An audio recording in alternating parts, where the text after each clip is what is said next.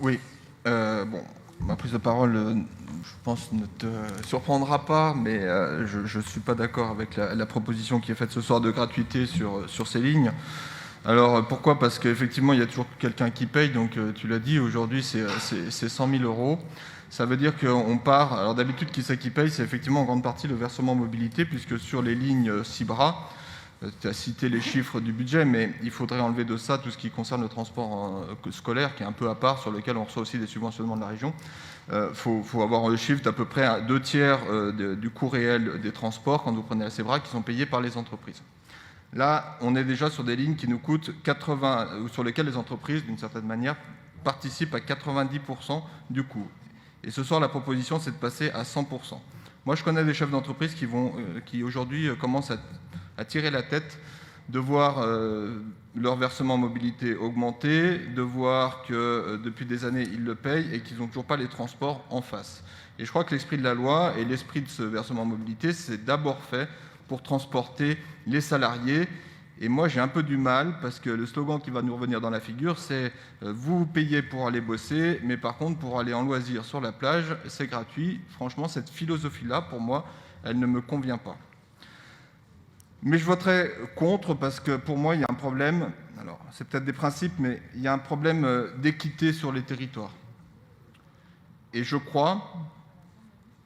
Enfin, en tout cas, j'ai été sensible à un certain nombre d'argumentaires qui ont été donnés au dernier conseil d'agglomération sur un certain nombre de territoires qui se trouvent de plus en plus périphérisés, entre guillemets, de notre agglomération et qui considèrent, moi je le dis directement, qu'on fait beaucoup de choses sur les bords du lac et que parfois on a un peu tendance à oublier des territoires qui sont un peu plus annexes.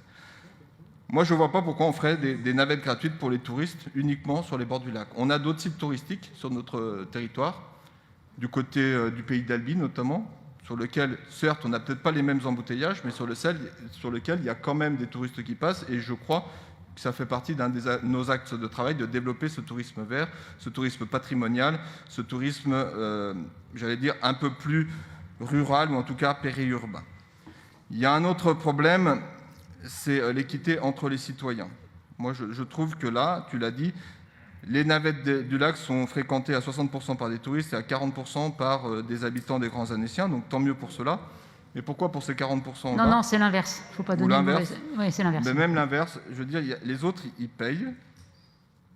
Et eux, si j'habite Saint-Joriot, si j'habite Sévrier, je peux prendre la navette du lac pour venir à Annecy gratuitement. Moi, ça me pose un problème. Voilà.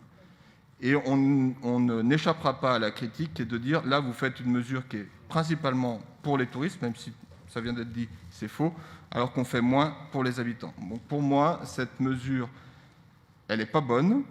En plus, j'ai du mal à comprendre, mais tu l'as redit, en quoi expérimenter une gratuité va nous dire quelque chose sur la mise en place d'un pass, puisque soit on expérimente le pass tout de suite et on voit si ça marche ou si ça ne marche pas, mais passer par la gratuité, pour moi, il y a un problème entre l'expérimentation qu'ils nous ont proposée et la conclusion qui en est tirée.